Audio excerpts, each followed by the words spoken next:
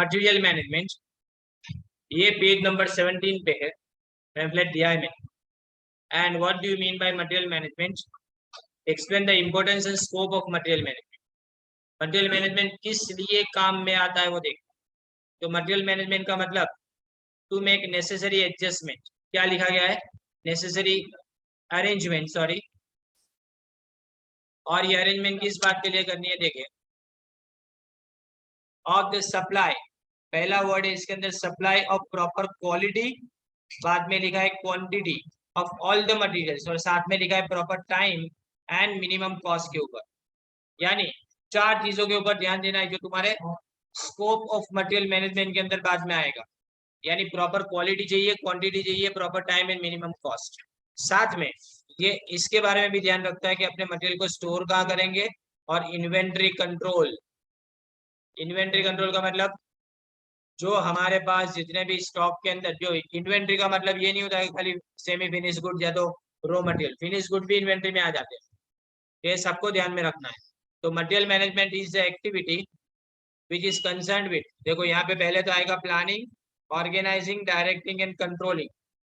पर कैसे, किसके बारे में कंट्रोल, ये सब चार चीजें करनी है। तो ऑल काइंड, हर तरह का मटेरियल, उसकी क्वांटिटी, उसका टाइमिंग और उसका मूवमेंट, हर चीज को ध्यान में रखा जाएगा। Of material and parts used in production, यानी प्रोडक्शन में जितनी भी चीजें यूज हुई सबके बारे में अपने ध्यान दें।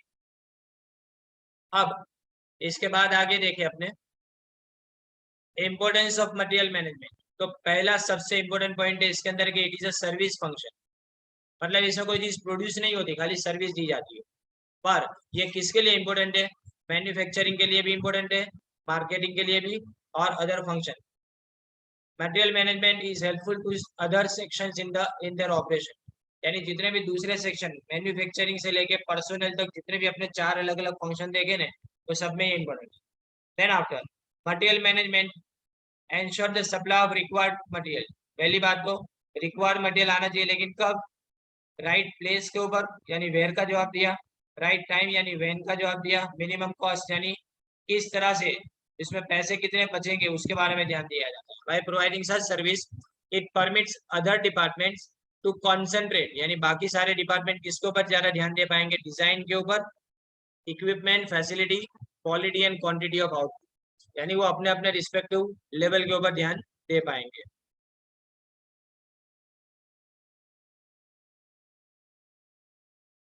अब आगे देखें,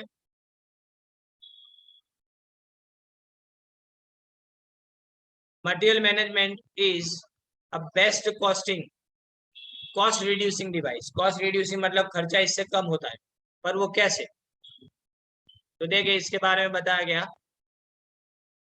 cost reducing device better material management brings substantial cost saving, substantial का मतलब नोनपात्र। Further it offers a number of advantages such as important in production capacity of plant, saving in labor time, reduction in inventories, reduction in storage space and reduction is in wastage and damage to material, यानी material में जो भी नुकसान होता है ना उससे बचाया जाता है। दूसरा लिखा है प्रोडक्शन स्मूथ फ्लो में चलाएगा, यानी मतलब कहीं पे भी रुकेगा नहीं, प्रोडक्शन कंट्रोल में रहेगा, मतलब जितना प्लानिंग किया उतना ही प्रोडक्शन कर पाएंगे। रिडक्शन इन एम्प्लॉय फैटिक, अब ये जो फैटिक लिखा है उसका मतलब मैं आपको बताऊं, फैटिक का मतलब होता है थकान, थाक।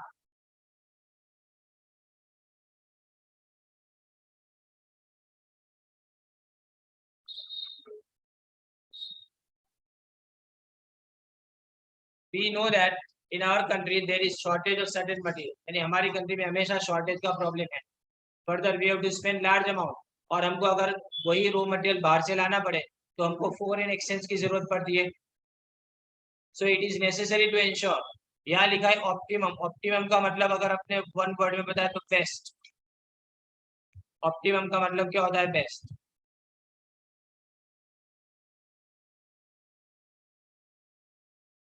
Utilisation of available resources, utilisation वपराश, for this purpose efficient system of material management is necessary। इसके लिए आपको क्या चाहिए, मटेरियल मैनेजमेंट बराबर से करना आपके लिए कंपलसरी जैसा ऑलमोस्ट हो जाता है ना। अब इसके बाद में लिखा है स्कोप ऑफ मटेरियल मैनेजमेंट। तो बैथल की definition, material management is concern with the planning, organising, directing and controlling. जहां मैनेजमेंट है वहां पे ये चार चीजें आ जाएगी। जहां मैनेजमेंट है वहां पे चार चीजें आ जाएगी। कौन कौन सी? Planning, organising, directing and controlling.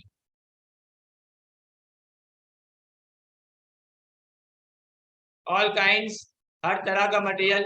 Amount, amount यानी क्वांटिटी। लोकेशन, कहाँ पे।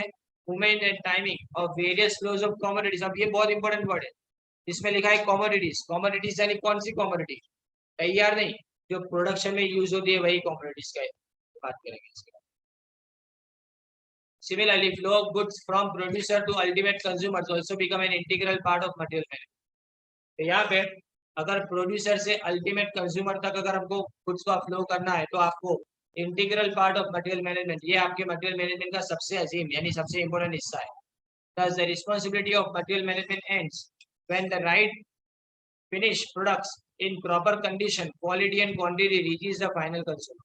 यानी अगर हमारी जो प्रोडक्ट्स है वो फाइनल कंज्यूमर तक पहुंच गई तो उसके बाद में अपना काम, यानी याद रखना है कि शुरुआत से लेके एंड तक हम ध्यान में किसको रखते हैं? कंज्यूमर, फाइनल कंज्यूमर को अपने ध्यान में रखते हैं। Now the next one is define material management और उसकी प्राइमरी एंड सेकेंडरी फंक्शंस बताने। तो देखिए आप मटेरियल मैनेजमेंट को डिफाइन कैसे किया जाएगा तो ऑलरेडी अपने आगे सीख चुके हैं। यानी function responsible for the coordination of planning, sourcing, sources यानी कहाँ से आएगा मटेरियल, जगह डिसाइड करने के कहाँ से मटेरियल आएगा, फिर उसके बाद में परचेसिंग, मूविंग, एक जगह से दूसरी जगह के मूव करे, फिर स्टोर करो एंड कंट्रोल करो material in the optimum manner so as to provide pre decided services the consumer at a minimum cost. यानी सर्विस कंज्यूमर को क्या देनी है? प्रोडक्शन करके वो चीज उन तक पहुंचाने की, और वो भी मिनिमम कॉस्ट। अब फंक्शन को अपने दो कैटेगरी में डिवाइड करते हैं, एक तुम्हारे प्राइमरी फंक्शन और दूसरे तुम्हारे सेकेंडरी फंक्शन। सबसे पहले अपने यहाँ पे बात करें प्राइमरी फंक्शन की, तो primary functions of material management, material requirement planning. सबसे पहला काम क्या है? कितने मटेरियल की रिक्वायरमेंट होती है उसका प्लानिंग। इसमें ना आपको एक क्वेश्चन में बताऊंगा जो 2.5 मार्क्स के लिए आपको पूछा जाता है, वो 2-3 बार पूछा गया है वो। MRP means learning about the requirement of material in the organisation. पहले सीखोगे कितना मटेरियल आपको चाहिए, पहले देखो, क्योंकि MRP जरूरी इसलिए क्योंकि आउट ऑफ टोटल इन्वेस्टमेंट सबसे ज्यादा जो भी इन्वेस्ट होता है उसमें से याद रखो ऑलमोस्ट 60% किसमें इन्वेस्ट होता है? तुम्हारे मटेरियल में इन्वेस्ट होता है। सो हमारा जो प्रॉफिट है वो किस पे ज्यादा डिपेंड करेगा कि ये मटेरियल को हम कैसे यूटिलाइज करते हैं। साथ में हमारे पास जो इन्वेंट्री यानी स्टॉक होता है मटेरियल का, वो जितना हो सके उतना कम होना चाहिए। इसके लिए इन्होंने क्या क्या चीजों को इंक्लूड किया MRP के अंदर? Estimation of individual requirement of part, her part की कितनी रिक्वायरमेंट है वो देखेंगे। फिर प्रिपरेशन ऑफ मटेरियल बजट, फिर फोरकास्टिंग। मटेरियल बजट बनाना मतलब कितने का मटेरियल चाहिए उसका बजट बनाना। इसमें दो तरह से, ये देखो आपने सम देखा, अगर ये सम है तो प्रोडक्शन बजट का है, ये समझो प्रोडक्शन बजट यानी आप कितने का प्रोडक्शन करोगे, ऐसा ही मटेरियल बजट भी आता है सेम। फिर forecasting the levels of inventory, inventory कैसी है उसका कितना लेवल, यानी फोरकास्ट करना यानी पूर्वानुमान लगाना कितने कितनी इन्वेंट्री चाहिए। और शेड्यूलिंग द ऑर्डर, ऑर्डर जब भी आता है तो एक टाइम लिमिट के साथ में आता है और इस टाइम लिमिट के अंदर पूरा करना जरूरी है। Monitoring the performance as per reduction in the size, तो अगर अपने साइज ऑफ बिजनेस को रिड्यूस करते हैं तो उसके बाद में हमारा परफॉर्मेंस कैसा है वो भी देखेंगे। अब ये मोस्ट इंपोर्टेंट, जैसे मैंने बोला JITN है वो जस्ट इन टाइम, ये 2.5 मार्क्स के लिए 3 बार पूछा गया। J in time, just in time is the latest technique जो कहाँ यूज की जाती है? MRP के अंदर यूज की जाती है, जिसका मतलब सही में क्या होता है? No inventory. MCQ में भी आ सकता है ये, no inventory, but in reality it is not possible for manufacturing organisation to keep no inventory. यानी मैन्युफैक्चरिंग ऑर्गेनाइजेशन के लिए इन्वेंट्री ना रखना पॉसिबल है। और MRP can be use to plan the material such as raw material, यानी हम क्या यूज कर सकते हैं पहले तो प्लानिंग में, रॉ मटेरियल कितना चाहिए, फिनिश पार्ट्स कितने चाहिए, कंपोनेंट्स कितने चाहिए, सब असेंबली, सब असेंबली यानी असेंबल करने के लिए जो चीजें चाहिए, और वो भी किसके बेस के ऊपर होता है? As per bill of material, BOM जिसको बोलते हैं। और हमेशा वो तुम्हारे मास्टर प्रोडक्शन शेड्यूल को सपोर्ट करता है। यानी मेन जो प्रोडक्शन शेड्यूल है उसको सपोर्ट करता है। पूरे साल में या पूरे महीने में कितना प्रोडक्शन करेंगे उसको।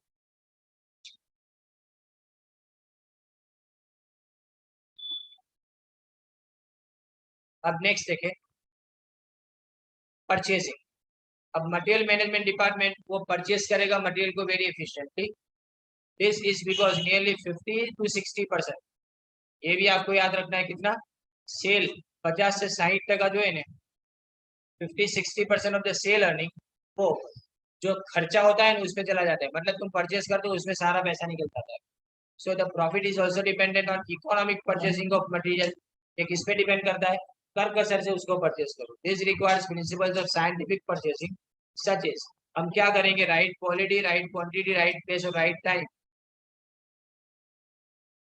राइट प्राइस है sorry, right place and right source of supply, कहाँ से सप्लाई आएगा ये सब भी अपने ध्यान में रखेंगे। सोर्स अगर सही होगा तो क्वालिटी बराबर रहेगी, प्राइस बराबर रहेगी, क्वांटिटी बराबर रहेगी। अब इसमें क्या चीजें इंक्लूड की जाती है, तो पहले तो जो प्रॉपर अथॉरिटी, वो रिक्विजिशन ऑफ मटेरियल, मतलब मटेरियल मंगवाने के लिए आप पहले ने कोटेशन मंगवाते हो, वो इसको रिक्विजिशन बोला जाता है। तो प्रॉपर अथॉरिटी होनी चाहिए जो makes in send that requisition of material. उसके बाद में प्रॉपर सप्लाई का सिलेक्शन सही जगह से। फिर नेगोशिएशन किसके बारे में करेंगे, अपने प्राइस के बारे में नेगोशिएट करेंगे कि जिससे हम चीपेस्ट यानी सस्ते से सस्ते में कोई भी प्रोडक्ट को हासिल कर पाए। Assuring the quality of material without any compromise, quality कोई भी कॉम्प्रोमाइज के बिना आपके पास अच्छी क्वालिटी आनी चाहिए, मटेरियल की quality best. Then right quantity and right quality, दोनों चीजें हमारे लिए इंपॉर्टेंट है, तो ये भी हमको चाहिए। एंड फाइनली हमारे पास एक प्रॉपर परचेस पॉलिसी और प्रोसीजर होना चाहिए। इसका मतलब समझाओ, प्रोसीजर यानी सबसे पहले रिक्वेशन मंगाते हैं, उसके बाद में जिसकी रिक्वेशन सबसे बेस्ट होती है उसको सिलेक्ट करते हैं, उसको ऑर्डर रखा जाएगा और उस ऑर्डर के बेस के ऊपर अपने आगे। Now inventory planning and control, the modern concept of inventory planning believes in zero inventory. अभी आगे देखा आपने, जस्ट इन टाइम में क्या देखा था, जीरो इन्वेंटरी। तो मटेरियल परचेज और सेल जब भी करें ना उस वक्त जैसे ही बिके ना तभी मटेरियल दूसरा आना चाहिए, जब तक बिके नहीं तब तक, सोल्ड आउट ना हो तब तक अपने दूसरा मटेरियल मंगवाएंगे नहीं। इसमें 3 टाइप रो मटेरियल की है। देखो पहले तो क्या लिखा है, रो मटेरियल, फिर purchase goods, finish parts and component, ये 3 तरह के material. Inventory planning and control वो स्टोर मैनेजमेंट फंक्शन है, ये एमसीक्यू में आ सकता है। Store management, after receiving materials from the supplier the store manager has to issue some of the materials to production process, कुछ मटेरियल को production में जाने देगा और कुछ को स्टोर करेगा। सब चीजें प्रोडक्शन में नहीं जाती, कुछ अपने पास स्टोरेज में भी होना चाहिए। जैसे अभी कोयले के अंदर जो शॉर्टेज चल रही है उसमें आपने देखा कि स्टोरेज नहीं है अपने पास कोल से, इसकी वजह से ज्यादा परेशानी है। Inventory control includes the functions such as setting various inventory levels. Level set करने के मेथड से ABC मेथड, XYZ मेथड, फिर VED मेथड भी है, VED वाइटल, एसेंशियल और डिजायरेबल, VED मेथड, ये यहाँ नहीं लिखा है। फिर अपने EOQ सेट करेंगे, इकोनॉमिक ऑर्डरिंग क्वांटिटी, फिर safety stock level, lead time analysis, इसका मतलब मटेरियल खत्म हुआ उसके बाद में लाने तक कितना टाइम चाहिए ना, वो लीड टाइम एंड उसका रिपोर्टिंग। फिर लिखा है ascertaining and maintaining the flow of supply to and supply of material. Material management department must ascertain यानी determine करे the exact requirements of materials by production centers and other departments. तो हम पहले तो डिसाइड करके कितने मटेरियल की जरूरत है।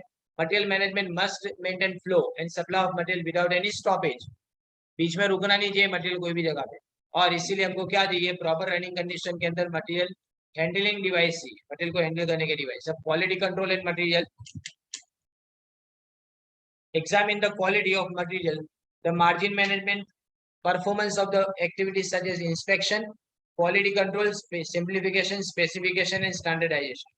इतनी सारी चीजें देखो, सबसे पहले कहाँ से शुरू करें, अपने इंस्पेक्शन मटेरियल का, देन आफ्टर क्वालिटी कंट्रोल, उसके बाद में सिंप्लीफाई करना, specification and standardization. The quality assurance is provided by inspection and checking. They check and compare the properties of materials with specification and standards. यानी जो specification तुम्हारे पास material का है और जो स्टैंडर्ड्स है तुम्हारे पास, उस स्टैंडर्ड के बेस के ऊपर अपने आगे बात करें। To measure the departmental efficiency, it is necessary to adopt MIS यानी मैनेजमेंट इंफॉर्मेशन सिस्टम, उसकी आपको जरूरत पड़ेगी। याद रखना, ये आपको थर्ड ईयर बीकॉम में MIS का पूरा एक चैप्टर आता है। एंड दूसरा लिखा है फीडबैक कंट्रोल, हर स्टेज के ऊपर आपको चाहिए। They will be useful to increase efficiency of management and employees. Department की एफिशिएंसी किस पे डिपेंड करती है? तुम इन्फॉर्मेशन कलेक्ट करते हो, उसको यूज करते हो उसको। Now the last one, secondary functions, तो इसमें आता है स्टैंडर्डाइजेशन एंड सिंप्लीफिकेशन। मटेरियल के स्टैंडर्ड्स होने चाहिए और स्पेसिफिकेशन जो है ना उसके मुताबिक मटेरियल को अपने सामने वाले से मंगाएंगे। स्टैंडर्ड्स में पहले क्वालिटी आती है, size and performance of parts and products, जबकि सिंप्लीफिकेशन का मतलब reducing size and variety. Size and variety of the product, ज्यादा वेराइटी नहीं चाहिए, कि अगर ज्यादा वेराइटी है ना तो कॉम्प्लेक्सिटी बढ़ेगी प्रोडक्शन प्रोसेस। तो ये दोनों से अपने स्टैंडर्ड प्रोडक्ट को कम कॉस्ट में प्रोड्यूस कर पाएंगे। Then comes design and development of the product. Design करने के लिए कैड, ऑटोकैड आता है ना, कंप्यूटर एडेड डिजाइन, उसको ऑटोकैड आता है पूरा डिजाइन करने के लिए। प्रोडक्ट का डिजाइन पहले ना पेपर पे किया जाता है, बाद में कंप्यूटर से, इसकी प्रैक्टिकलिटी के बारे में अपने सोचते हैं। फिर CA में कंप्यूटर एडेड मैन्युफैक्चरिंग, कंप्यूटर में खाली डिजाइन डालते, जैसे कलर वाले ऐसा करते हैं ना। आप एशियन पेंट के कलर कॉर्नर में जाओगे, शॉपे बोलते हो उसको, एशियन पेंट शॉप है ऐसा बोला जाता है। उसके अंदर अगर जाओगे तो आपको क्या पता चलता है, उसमें जो प्रोडक्ट है ना वो मिक्स करके बनाते हैं। देखो अब इसके बाद आता है material management department has to purchase and procure the variety of material. और ये जितने भी टेक्निक्स है ना वो सब परचेज में यूज होती है। अब देखो मेक एंड बाय डिसीजन, ये ने पॉलिसी डिसीजंस के साथ में कनेक्टेड है। आप है प्रोडक्ट बना भी सकते हो डायरेक्ट, और उसको अगर पॉलिसी बनाया तो कैसे कि अगर मैं खरीद लूँ डायरेक्ट तो वो भी चले। जैसे कि एग्जांपल देता हूँ कि स्कूटर बनाने है तो कार बनाने वाली कंपनी टायर खुद नहीं बनाती, बाहर से परचेज कर लेती, तो ये मेक और बाय डिसीजन हुआ कि खुद बनाएंगे या बाहर से खरीद लेंगे। इसी तरह से बाहर भी वो खुद नहीं बनाती, कलर भी वो खुद नहीं डेवलप करती, वो सब बाहर से आता है।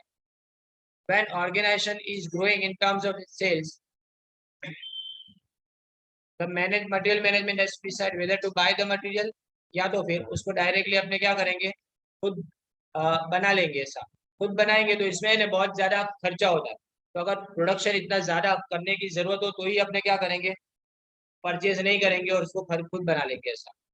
Now last, coding and classification of material, ये किस में मदद करता है? प्रोडक्शन एंड परचेसिंग डिपार्टमेंट को हर ऑर्गेनाइजेशन में ये मदद करता है।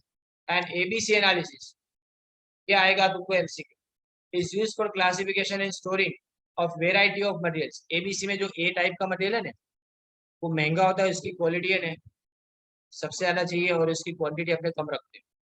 B टाइप का मटेरियल बीच वाला, और C टाइप का मटेरियल ज्यादा में रखो तो भी चलेगा, तो हर जगह यूज होता है। जैसे स्क्रू वगैरह होते हैं ना, उसको ऐसा नहीं बोलते कि चलो इतने लाओ, वो ज्यादा क्वांटिटी में होगी तो भी चलेगी। तो अवॉइड दिस सिचुएशन, यानी एक साथ में बहुत ज्यादा चीजों को स्टोर ना करना पड़े, इसलिए ABC एनालिसिस किया जाता है। तो जो सफिशिएंट स्टॉक है ना उसको हम मेंटेन करेंगे इसके